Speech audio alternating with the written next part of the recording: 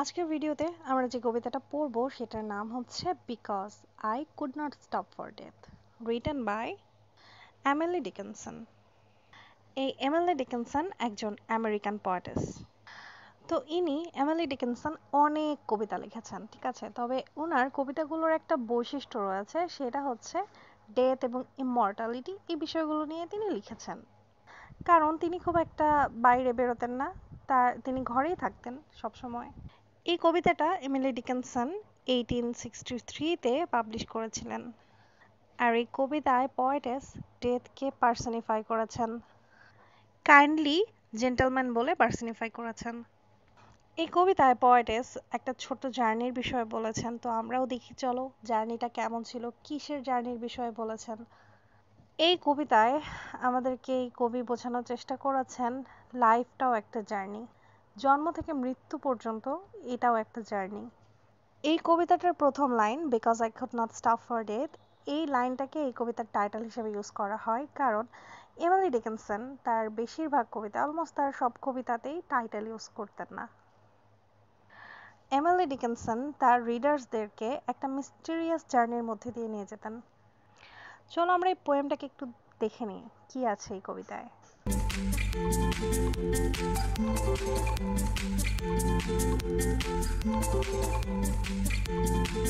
এই কবিতাটার প্রথম লাইন হচ্ছে because I could not stop for death, মানে আমি মৃত্যুর জন্য অপেক্ষা করতে পারছিলাম না। এই লাইনটার মানে এরকম ধরতে পারো যে আমার কাছে মরে যাওয়ার সময় ছিল না বা মৃত্যুর জন্য সময় ছিল না, এই কারণে মৃত্যু স্বয়ং হি কাইন্ডলি স্টপড ফর মি, মানে মৃত্যু নিজেই আমার জন্য দাঁড়িয়ে গিয়েছিল। মৃত্যুর জন্য আমার কোনো সময় ছিল না, কিন্তু মৃত্যুই আমার জন্য দাঁড়িয়েছিল। The carriage held but just ourselves, মানে আমি ক্যারেজে যাচ্ছিলাম। আর এই ক্যারেজ হচ্ছে এক ধরনের রথের মতো একটা যানবাহন টাইপের, ধরতে পারো একটা রথ। তো সেই রথে যাচ্ছিল, কে কে যাচ্ছিল? আমি, ডেথ, এর পরের লাইনটা দেখো 4 নম্বর লাইন, অ্যান্ড ইমমর্টালিটি। অর্থাৎ এই রথে চারজন যাচ্ছিল, কে কে? কবি, ডেথ এবং ইমমর্টালিটি। এখানে ডেথ, ইমমর্টালিটি সবকিছুকে পার্সনিফাই করেছেন আমাদের পোয়েটেস। উই স্লোলি ড্রভ, অর্থাৎ আমরা সেই ক্যারেজে ধীরে ধীরে মুভ করছিলাম, অর্থাৎ আমাদের কোনো তাড়া ছিল না। হি নিউ নো হেস্ট, অর্থাৎ সেই ক্যারেজটা যে চালাচ্ছিল তার কোনো তাড়া ছিল না। And I had put away my labour and my leisure too, এই লাইনটার মানে হচ্ছে আমি আমার কাজ এবং সব কিছুকে দূরে রেখে আমি এখানে চলে এসেছি। ফর হিজ সিভিলিটি, মানে ডেথের সিভিলিটি এর জন্য, ডেথের পোলাইটনেসের জন্য আমি ডেথকে নিষেধ করতে পারিনি। উই পাস্ট দ্য স্কুল, এখানে সে তার জার্নির বিষয়ে বলছেন। আমরা একটা স্কুল থেকে পার হচ্ছি, মানে স্কুলকে পার করে আসছি। অর্থাৎ আমরা যে ক্যারিয়ারে যাচ্ছিলাম সেটা একটা স্কুলের সামনে দিয়ে যাচ্ছিল এবং সেই স্কুলের সামনে দিয়ে আমরা পার হই, স্কুলটাকে পার করে ফেলি। ফেয়ার চিলড্রেন স্ট্রোভ, এখানে স্ট্রোভ মানে হচ্ছে খেলা বা হইচই করা। সেখানে স্কুলে বাচ্চারা খেলছিল, আনন্দ করছিল। At recess in the ring, recess মানে হচ্ছে বিরতির সময়, অর্থাৎ যখন বাচ্চাদের ব্রেক বা টিফিন টাইম হয় সেই সময়টাকে উল্লেখ করা হয়েছে। ইন দ্য রিং স্কুল ইয়ার্ডে তারা হচ্ছে হইচই করে খেলছিল, তখন তাদের বিরতির সময় চলছিল।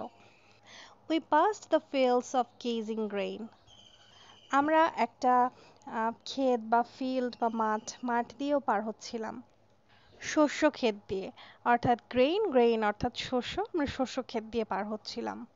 গেজিং গ্রেইনস অর্থাৎ সেই শস্য যেটা অলমোস্ট পেকে গেছিল বা পাকছিল, সেটা আমাদেরকে দেখছিল এরকম মনে হচ্ছিল, এরকম একটা বিষয়। আর তারপরে বলে উই পাস দ্য সেটিং সান, অর্থাৎ আমাদের যে ক্যারেজটা ছিল সেটা এরপরে সূর্যের পাশ দিয়ে বেরিয়ে গেল, অর্থাৎ আমরা সূর্যের পাশ দিয়ে পার হলাম, আমরা সূর্যকে পাস করলাম। or rather he passed us, অথবা সূর্যই আমাদের পাশ দিয়ে বেরিয়ে গেল। the dews grew quivering and chill, অর্থাৎ বাতাস ভেজা ভেজা ছিল এবং ঠান্ডার কারণে শরীর কাঁপছিল। for only gossamer my gown, অর্থাৎ আমি অনেক পাতলা একটা গাউন পরেছিলাম। গোসেমা মানে হচ্ছে অনেক পাতলা। my tippet only till, সাথে আমার কাছে একটা টিপেটও ছিল অনেকটা স্কার্টের মতো, কিন্তু সেটাও আমাকে ঠান্ডা থেকে বাঁচাতে পারছিল না। We paused before a house that seemed. এবার আমাদের জার্নি শেষ হয় এবং এসে আমরা আমাদের ঘরের পাশে থামি। আর যেন মনে হচ্ছিল ওই জায়গাটা আসওয়েলিং অফ দ্য গ্রাউন্ড, মানে হচ্ছে কোনো দাফন করার জায়গা, এরকম একটা জায়গা। The roof was clearly visible, অর্থাৎ ওই ঘরের যে ছাদ ছিল সেটা উপর থেকে দেখা যাচ্ছে এখনো।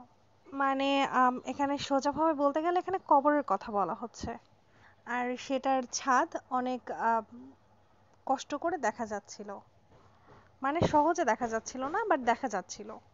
The Cornish in the ground, তার যে কর্নিস ছিল সেটাও ছিল গ্রাউন্ডেই। সিন্স দেন টিস সেঞ্চুরিজ, এখন পোয়েটাস এখানে বলছে তখন থেকে এখন পর্যন্ত একটা সেঞ্চুরি চলে গেছে, বা একটা সেঞ্চুরি কেটে গেছে, পেরিয়ে গেছে, আমি এই কবরে শুয়ে রয়েছি। এমন মনে হয়, and yet each feels shorter than the day, এমন মনে হয় যেন এখন পর্যন্ত একটা দিনও কাটেনি। I first surmised the horse's heads were towards eternity. এর মানে হচ্ছে যখন আমি প্রথমবার সেই ঘোড়ার মাথাগুলোকে দেখেছিলাম, যে ক্যারেজটা অর্থাৎ কবিকে নিতে আসছিল এখানে, আর সেটার সামনে যে ঘোড়াগুলো বাঁধা ছিল সেগুলোর মাথা দেখেছিল কবি, were towards eternity, আর সেই ঘোড়াগুলোর যে মাথা ছিল সেগুলো এটার্নিটির দিকে যাচ্ছিল, অর্থাৎ সে যে ডিরেকশনে ছিল সেটা এটার্নিটির দিকে। তো এই ছোট্ট কবিতাটা এখানেই শেষ হয়, কিন্তু আমাদের ভিডিওটা এখানেই শেষ হচ্ছে না, আমাদের এখন এক্সপ্লেনেশন বাকি রয়েছে কবিতার। এই কবিতায় because I could not stop for death, এখানে একটা ফার্স্ট পারসন ন্যারেটর রয়েছে একজন, খুব সম্ভবত তিনি কোনো ফিমেল। তো এরপরের স্ট্যান্ডায় আমরা জানতে পারি সে মারা গেছে, আর মৃত্যুকে এখানে একটা রথের চালক হিসেবে দেখানো হয়েছে, যে কিনা তার রথ নিয়ে নিতে এসেছে তাকে। এখানে মজার বিষয়, কবি এমিলি ডিকিনসন পোয়েটাস মৃত্যুকে খুব দয়ালু সজ্জন ব্যক্তির মতো দেখানোর চেষ্টা করেছেন, যে কিনা দয়ালু, জেন্টল, এই টাইপের গুণ রয়েছে যার। এখানে এই জেন্টলম্যান খুবই নিষ্ঠার সাথে তার কাজ করে, এখানে মানুষের তার জন্য অপেক্ষা করার কোনো প্রয়োজন নাই, সে যখন যাকে তার সাথে নিয়ে যাবার, তার রথে নিয়ে ওঠানোর, সে তখন খুব জেন্টল ভাবে তাকে নিয়ে যায়, অনেক সম্মানের সাথে নিজের কাজটা করে। তো এখানে সেই লেডি যার মৃত্যু চলে এসেছে, সে সেই জেন্টলম্যানের সাথে সেই রথে বা সেই ক্যারিয়েজে উঠে যায়। এখানে একটা বিষয় খুব সুন্দর করে বারবার তুলে ধরা হয়েছে, যে মৃত্যুর কোনো তাড়াহুড়ো নেই, কোনো জলদি নেই, সে আরামসে নিজের কাজ করে, যখন যাকে যেখান থেকে জেন্টালি উঠানোর দরকার নিয়ে তাকে তার ডেস্টিনেশনে পৌঁছে দেয়। তার কাজ হলো আমাদেরকে অনন্তকাল পর্যন্ত নিয়ে যাওয়া, অর্থাৎ মৃত্যুর কোনো তাড়াহুড়ো নাই, কিন্তু তাড়াহুড়ো প্রত্যেকটা মানুষের থাকে মৃত্যু আসার আগ পর্যন্ত। এখানে একটা জার্নি শুরু হয় মৃত্যুর সাথে ওই লেডির, তারপরে সে সেই মৃত্যুর সাথে রথে উঠে যায়, তার সাথে বিভিন্ন জায়গা পাস করে তার গন্তব্যে যেতে থাকে।